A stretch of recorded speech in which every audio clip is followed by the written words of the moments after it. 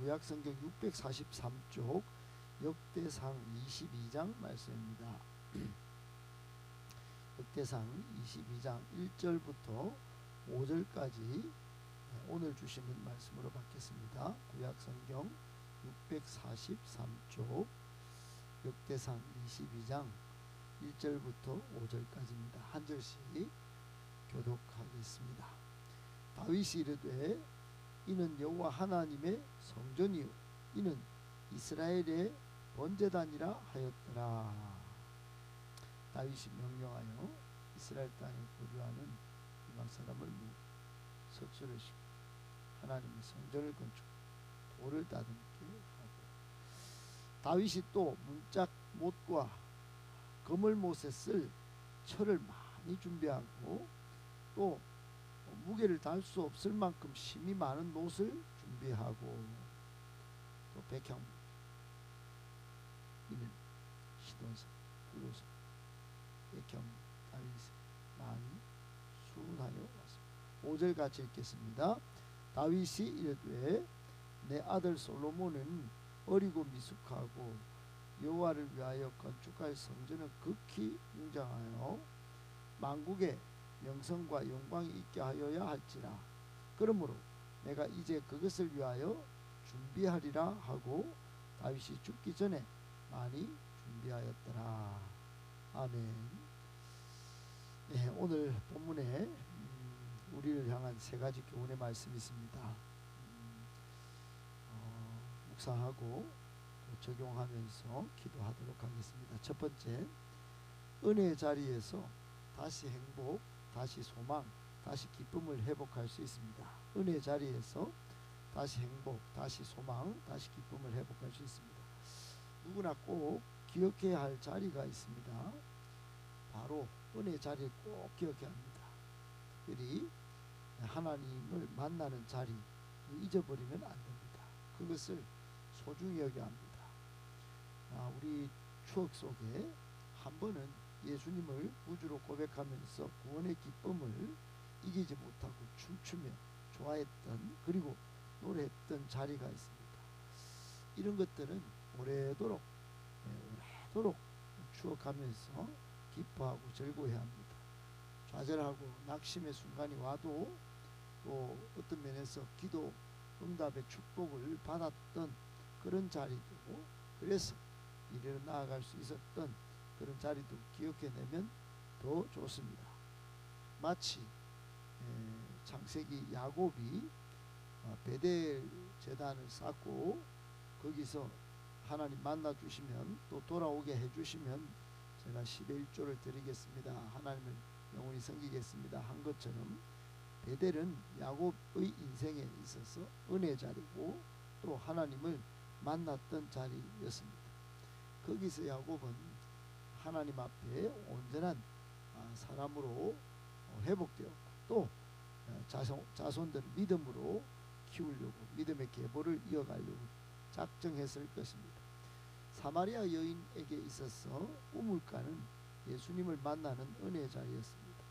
삭개오에 있어서 뽕나무는 정말로 예수님을 만나서 인생 터닝 포인트를 경험했던 그런 순간이었을 것입니다. 사도 바울은 다메섹 도상에서 정말 전격적으로 예수님을 만나서 눈이 잠깐 멀었지만 다시 회복하여 전 일생을 하나님을 위하여 살 수 있었던 은혜 자리, 정말로 자신의 사명을 잘 감당하도록 만들었던 역사적인 터닝 포인트였습니다. 이런 은혜 자리, 이 사람들은 다 정말로 기억하고 또 기억하고 기억했을 것입니다. 우리도 이런 은혜 자리가 꼭 필요한데 여러분 잊지 말아야 한 이유가 몇 가지 있습니다.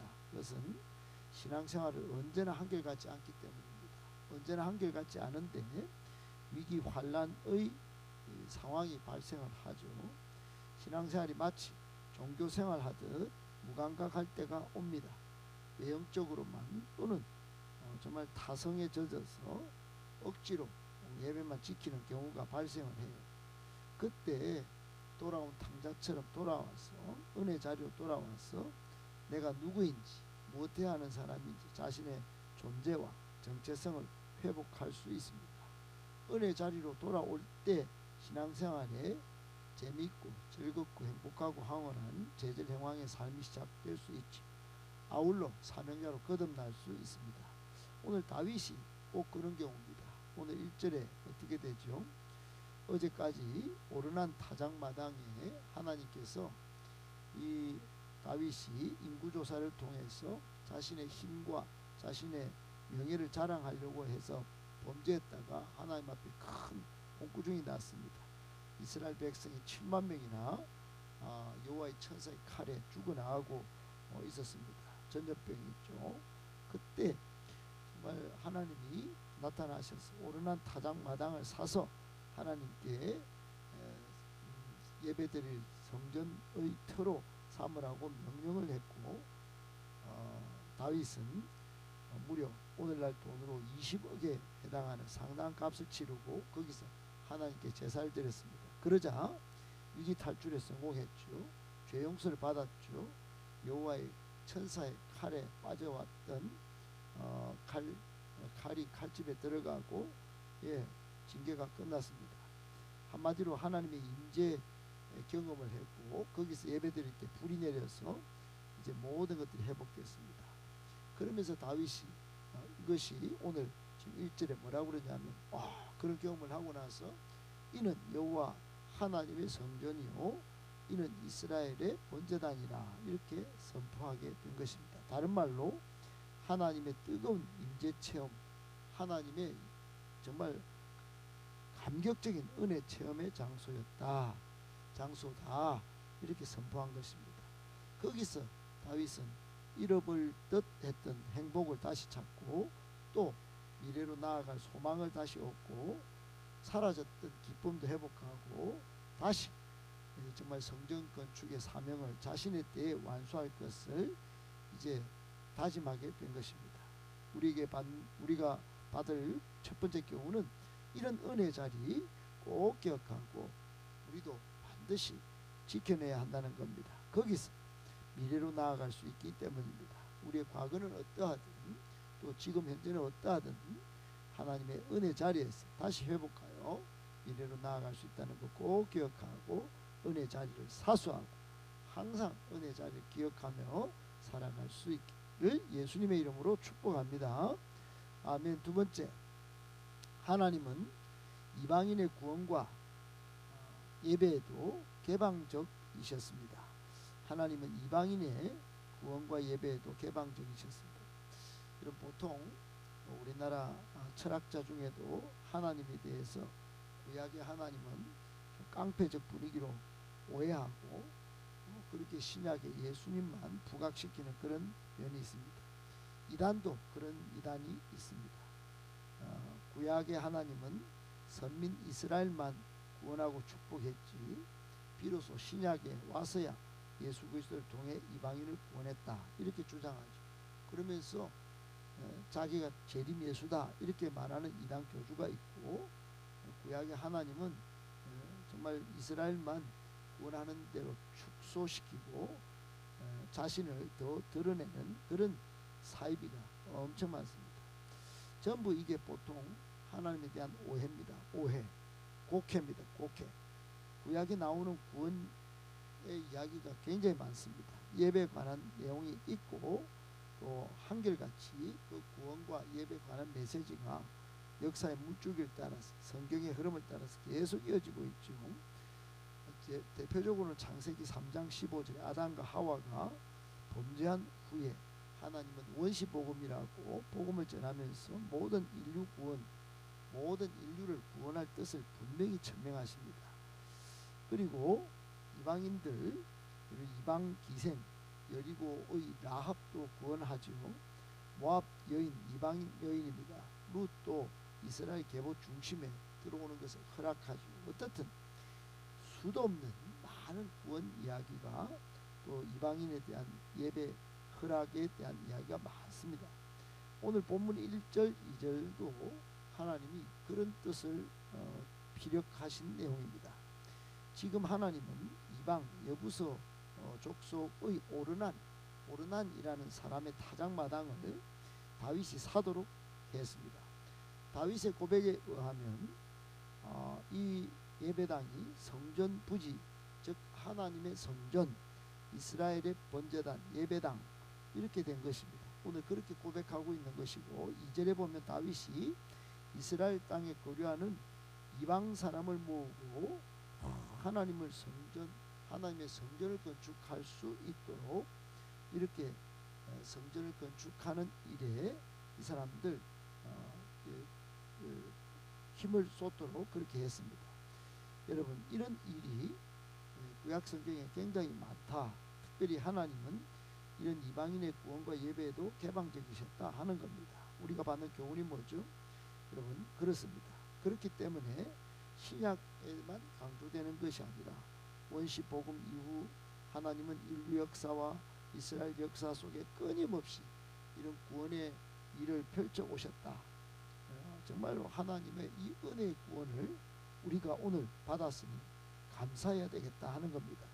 아울러 이 은혜 예배 가운데 참여할 수 있는 기회를 얻었으니 절대로 무감각하게 예배 참여하지 말고 열정적으로 마음과 뜻과 힘과 능력을 다해서 뜨겁게 예배에 참여해야 한다 하는 말씀입니다. 꼭 기억하고 우리가 이방인이었으나 하나님의 구원에 참여하게 되었고 또 예배도 참여하게 되었으니 항상 감사 또 열정적인 예배 드릴 수 있게 되기를 예수님의 이름으로 축복합니다. 아멘. 마지막 세 번째입니다. 침체 상황에서도 하나님을 사랑하며 열정적 예배를 준비해야 마땅합니다. 침체 상황에서도 하나님을 사랑하며 열정적 예배를 준비해야 합니다. 여러분, 오늘 본문의 다윗이 사실은 굉장히 위기입니다. 위기. 21장은 온통 위기였습니다. 자신의 인구조사로 인하여 하나님의 진노를 사고 지금 하나님은 엄청 진노하셔서 이스라엘 백성이 전염병으로 7만 명이나 7만 명은 작은 숫자가 아닙니다. 엄청나게 죽어가고 있습니다. 다른 성경에 사무엘서에 보면 이때쯤 다윗은 이미 밧세바를 간음하고 또 압살롬 아들의 반역 사건이 일어난 직후입니다. 그런데 여러분, 성전 건축의 마음을 갖고 이런 침체 상황, 위기의 상황에서도 아랑곳 없이 성전 건축의 마음을 갖고 하나님께 나단 예언자를 통하여 제가 성전을 건축하려고 합니다. 그랬더니 나단은 좋다 했지만 하나님은 불의했어요. 웬만한 사람이 아이고 뭐지 이거 상황도 안 좋은데 하나님을 향하여 뭐 좀 하려고 그랬더니 안 되네. 그리고 자포자기했을 것입니다. 아니면 원망불평했을 것입니다. 아니면 자아 존재감이 떨어져서 낙심절망할 그런 상황입니다. 그러나 다윗은 달랐습니다. 오늘 2절 이하에 성전 건축을 본격적으로 준비합니다. 자기 때는 안 되지만 오늘 5절에 보면 내 아들 솔로몬 어리고 또 미숙하지만 그가 지을 그 여호와의 성전이 극히 웅장하고 만국의 명성과 영광이 있게 해야 할 거다 이러면서 많은 석수를 또 동원하여 건축할 돌도 다듬게 하고 못에 쓸 철도 많이 준비하고 무게를 다할 수 없을 만큼 힘이 많은 놋도 준비하고 백향목도 저 두루와 시돈에서 정말로 수운을 통하여 다 옮기고 정말 가장 중요하게는 솔로몬을 준비시켜서 이제 성전 건축을 하도록 합니다. 이런 준비 다윗이 죽기 전에 많이 준비하였더라. 성경은 그렇게 보도하고 있습니다. 죽기 전에 해야 할 일이 있는데 다윗은 하나님이 예배받으시기에 합당하시다. 어떤 상황과 조건에도 불구하고 내 상황, 내 지금 정황을 따지지 않고 이 일을 준비했습니다. 다윗이 항상 예배드리는 최고의 예배자, 정말 순수한 열정의 사람이었듯이 오늘 우리가 받는 마지막 교훈도 우리도 마찬가지입니다. 우리도 정말 최고의 준비로 주님 오신 그날까지 죽기 전에 하나님 앞에 모든 상황을 뛰어넘어서 열정적인 예배를 준비하는 저와 여러분이 되어야 합니다. 아울러 솔로몬 준비시켰어. 다음 세대까지 믿음의 신앙을 이어간 영적 계보를 전수하는 데 진심이었던 다윗처럼 우리도 차세대에게 하나님을 섬기고 사랑하고 예배를 열정적으로 드리는 열정적인 예배자로 잘 키워나가는 노력도 잘 감당해야 한다는 교훈을 받습니다. 꼭 그렇게 하셔서 대대손손 복받기를 예수님의 이름으로 축복합니다.